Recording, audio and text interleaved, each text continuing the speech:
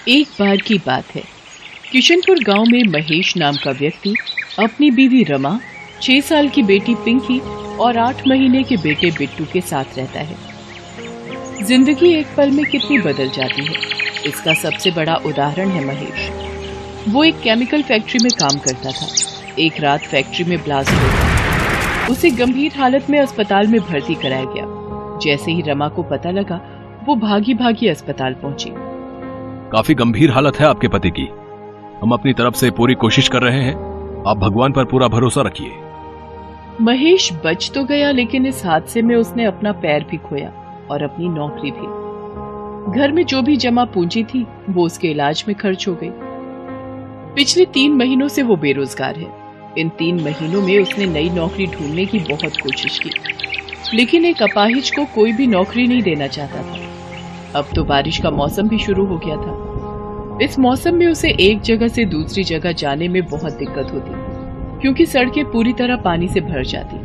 आज भी वो परेशान अपने घर लौट रहा था। आज भी मुझे कोई काम नहीं मिला। सब लोग मुझसे ऐसे नजरें चुराते हैं जैसे कि मैं कोई भूत हूँ। अरे अपाहिज को जीने का हक नहीं है क्या? वो और उसका परिवार क्या भूखा मर जाए?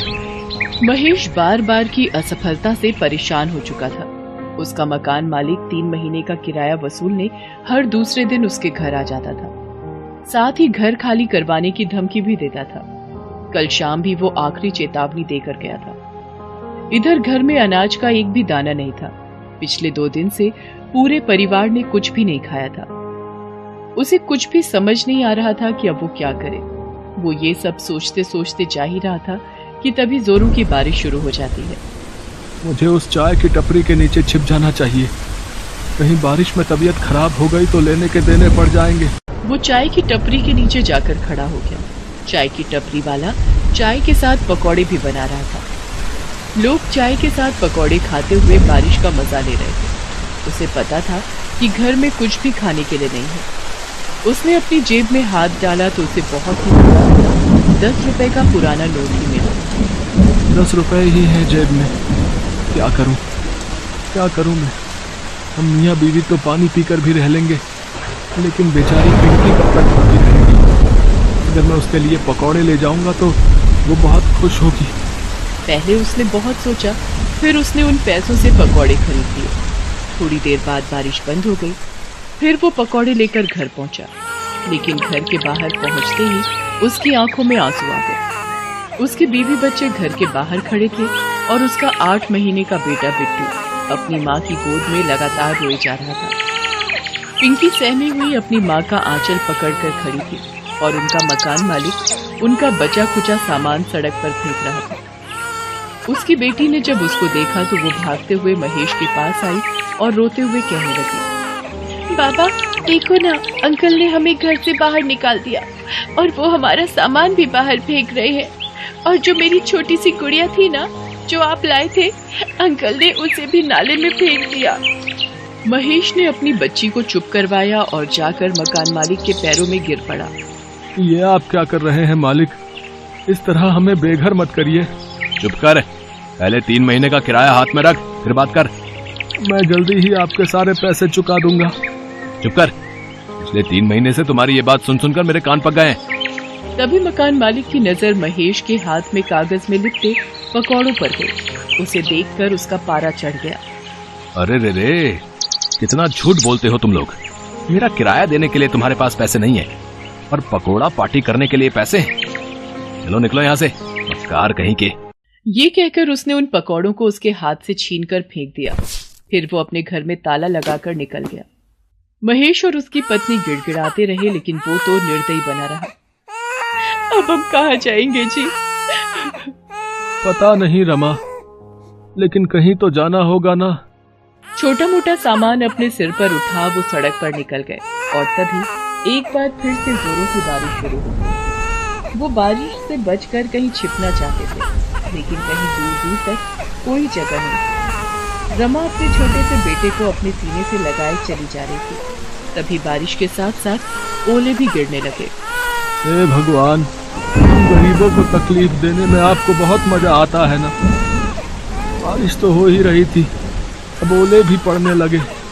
लेकिन तभी महेश की नजर सड़क पर पड़ी सीमेंट की पाइप पर गई। उसने सबको पाइप में छिपने के लिए कहा, लेकिन पाइप तक पहुंचने से पहले दुर्भाग्य से ओले का एक बड़ा सा टुकड़ा पिंकी के सिर पर गिर गया। उसके सिर से खून बहने लगा और वो बेचारी जोर जोर से रोने लगी। रमा ने झट से अपनी गोद से बिट्टू को उतारकर महेश के हाथ में दिया और अपनी साड़ी का पल्लू फाड़कर पिंकी के सिर पर बांध दिया। माँ, सिर में बहुत दुख रहा है। रो मत मेरी बच्ची, ठीक हो जाएगा। वो सभी पाइप के अंदर बैठ गए और बारिश के रुकने का इंतजार करने लगे, लेकिन बारिश रुकने का नाम ही नहीं ले रही थी। तभी उन्होंने देखा कि उनके सीमेंट वाली पाइप से कुछ दूरी पर एक बड़ी सी गाड़ी आकर रुकी। उसमें से 2 कपल बाहर निकले और बारिश में भीगने लगे। बारिश में भीगने का अपना अलग ही मजा है ना काजल। सच में अखिल, बारिश में भीगना और उसके बाद गर्मा गर्म पकौड़े खाना जन्नत सा मजा देता है। काश ये बारिश पूरी रात होती रहे तो मजा आ जाए। एक और महेश का परिवार बारिश के रुकने का इंतजार कर रहा था और दूसरी ओर कोई पूरी रात बारिश चाह रहा था। कितनी असमानता है ना भगवान की बनाई इस दुनिया में। महेश और उसकी बीवी यही सोच रहे थे, साथ ही बारिश के रुकने का इंतजार भी कर रहे थे। लेकिन बारिश नहीं रुकी और वो और भी तेज होती गई। सड़कों पर पानी भरने लगा और लगातार 2 दिन से हो रही बारिश के कारण बाढ़ वाली स्थिति पैदा होने लगी। उन लोगों की सीमेंट वाली पाइप में भी पानी आ गया। पानी उनके सीने तक पहुंच चुका था। रमा, हमें बच्चों को लेकर कहीं ऊंचे स्थान पर जाना होगा, नहीं तो हम सब डूब जाएंगे। तभी महेश ने पिंकी को अपने कंधों पर बिठाया और किसी सुरक्षित जगह की तलाश में आगे की ओर जाने लगा। तभी पानी का एक तेज बहाव आया और महेश का नियंत्रण बिगड़ गया और वो गिर पड़ा। पिंकी भी गिर पड़ी और वो पानी के तेज बहाव की चपेट में आ गई और पानी में डूबने लगी। पापा, पापा बचाओ मुझे, मैं डूब रही हूँ पापा, पापा। एक तो 2 दिन से भूखा परिवार, ऊपर से बारिश का कहर। महेश चाहकर भी अपनी बच्ची को नहीं बचा सका और पिंकी पल में ही उनकी आंखों से ओझल हो गई। पिंकी, पिंकी कहाँ हो तुम? पिंकी, आए मेरी बच्ची। लेकिन पिंकी ने कोई जवाब नहीं दिया। आज महेश खुद को बहुत ही असहाय महसूस कर रहा था और एक असहाय पिता की तरह ऊपर आसमान की तरफ देखकर कहने लगा, भगवान, तुम्हें जरा भी दया नहीं आती क्या हम गरीबों पर? पूरे पत्थर हो गए हो क्या? पहले तो मुझे अपाहिज कर दिया और फिर दाने दाने को मोहताज कर दिया, फिर सिर से छत भी छीन ली और अब मेरी बच्ची को भी ले गया। कान खोल कर सुन ले, तू मेरे लिए भगवान नहीं, पत्थर है, पत्थर। वे उस बाढ़ से किसी तरह बचने की कोशिश कर रहे थे, लेकिन उनके पैर जवाब दे चुके थे। भूखा शरीर अपनी ताकत खो चुका था। उनके पैर लड़खड़ा रहे थे और वो भी इस बाढ़ की चपेट में आकर डूबने लगे। हालांकि तब भी उन्होंने हाथ पैर मारे, लेकिन भूख ने उन्हें कमजोर बना दिया। दोनों एक दूसरे को पुकार तो रहे थे, लेकिन पानी के बहाव में वे पुकार अनसुनी हो रही थी। रमा, रमा, बिट्टू। लेकिन शायद मौत अभी उनके हाथ की रेखाओं में नहीं दिखी थी। तभी तो वो पानी में गिरकर बेहोश हो गए थे और बहे जा रहे थे। तभी बाढ़ राहत कार्य वालों की नजर उन पर पड़ी और वे उन्हें अपनी नाव में बचाकर राहत शिविर ले आए। इस बारिश में हम तीनों तो बच गए रमा, लेकिन इसने हमसे हमारी पिंकी को छीन लिया, हमसे छीन लिया रमा। वे दोनों एक दूसरे को पकड़कर रो रहे थे कि तभी एक नन्ही सी बच्ची, जिसके हाथों में बिस्किट और ब्रेड का पैकेट था, वो पैकेट उसको राहत शिविर वालों ने दिया था, उनके पास आई और पीछे से आकर बोलने लगी, बाबा, बाबा, क्यों रो रहे हैं आप लोगों को भी भूख लगी है ना? ये लीजिए ब्रेड खाइए, अंकल ने मुझे दी थी, मैं आप लोगों का ही इंतजार कर रही थी। वो आवाज पिंकी की थी। पिंकी को देखकर महेश और रमा फूट फूट कर रोने लगे। पिंकी को भी राहत कार्य वाले बचाकर शिविर में ले आए थे। अपनी बच्ची को जिंदा देखकर वो लोग ऊपर वाले को देखकर उसका शुक्रिया अदा करने लगे। पूरे 1 महीना वो लोग राहत शिविर में रहे। उसके बाद सरकार ने उन्हें कुछ पैसे मुआवजे के तौर पर दिए, जिससे वो नई जिंदगी की शुरुआत कर सके। आज महेश एक चाय पकौड़े की दुकान चलाता है।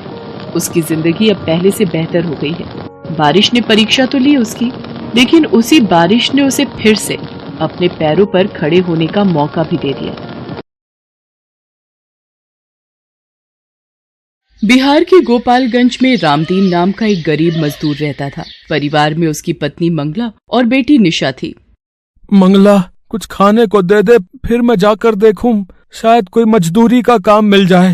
तेरा यूं भूखा रहना भी होने वाले बच्चे के लिए गलत है, इसलिए अब मुझे रोजाना कड़ी मेहनत मजदूरी करनी ही होगी।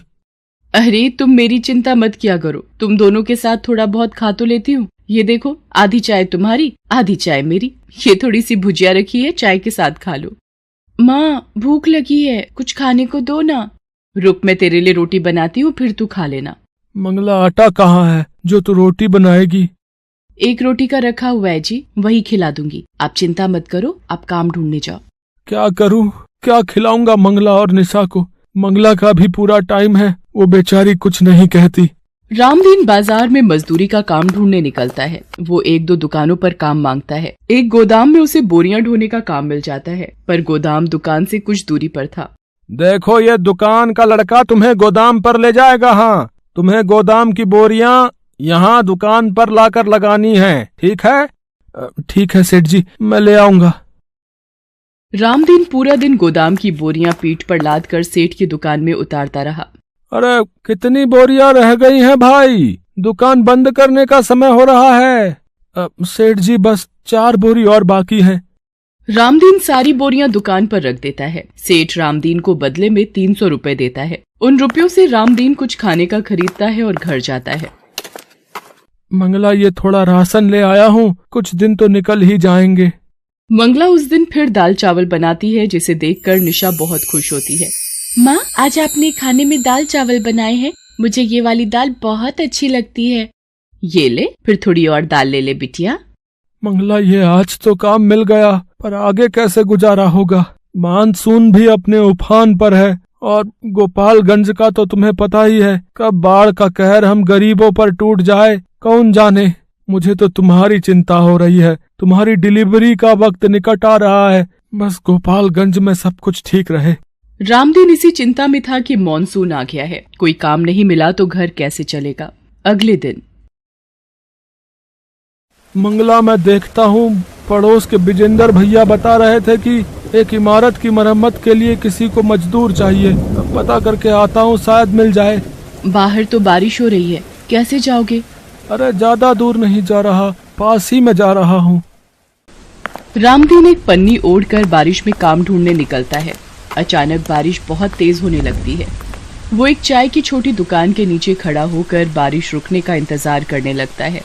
चाय की दुकान पर कुछ ग्राहक भी बारिश रुकने का इंतजार कर रहे थे। चाय वाले की दुकान पर एक रेडियो चल रहा था, जिस पर गोपालगंज की खबरें आ रही थी। बता दें कि गोपालगंज जिले में लगातार हो रही बारिश और नेपाल से पानी डिस्चार्ज किए जाने से गंडक नदी का पानी तेजी से गांव में प्रवेश कर रहा है। मांझावा सदर प्रखंड के कई गांव में बाढ़ का पानी घुस चुका है। लोग बाढ़ के पानी से त्राहिमाम कर रहे हैं। हे भगवान, ये क्या हो गया? बाढ़ का पानी तेजी से गांव में आ रहा है, मुझे घर जाना होगा। अरे ये पानी का बहाव तो बढ़ता ही जा रहा है। रामदीन खबर को सुनकर घबरा जाता है और तेजी से घर की ओर भागता है। रामदीन के घर में पानी भर चुका होता है। आसपास के लोग जल्दी जल्दी घरों को खाली करके भाग रहे होते हैं। आप आ गए, ये देखो पूरे घर में पानी भरता ही जा रहा है। बापू, मुझे डर लग रहा है। अरे घबराओ मत, कुछ नहीं होगा मंगला। निशा को मैं कंधे पर बिठा लेता हूँ, हमें जल्दी यहाँ से निकलना होगा। सुनो जी, लगता है मेरा बच्चा होने का वक्त आ रहा है। मुझे दर्द महसूस हो रहा है जी, घबराहट से लगता है बच्चा नीचे आ रहा है। हे प्रभु, क्या करूँ? विजेंद्र भैया को बुला कर लाता हूँ। अब विजेंद्र भैया। रामदीन, जल्दी से जरूरी सामान बांध ले, निकलना है वरना कोई नहीं बचेगा, सब बाढ़ में बह जाएंगे। विजेंद्र भैया, मंगला को बच्चे का दर्द शुरू हो गया है, वो चल भी नहीं पा रही है। अरे बेचारी को इस मुसीबत में ये बड़ी परेशानी होनी थी। जल्दी चलो जी। एक काम कर, ये खाट पर भाभी को लेटा, फिर इसी पर ले जाना पड़ेगा, कोई और रास्ता नहीं है अब। रामदीन निशा को अपने कंधे पर बिठा लेता है। विजेंद्र और उसकी पत्नी भी बहुत नेक दिल थे। विजेंद्र की पत्नी अपने बेटे को गोद में उठा लेती है।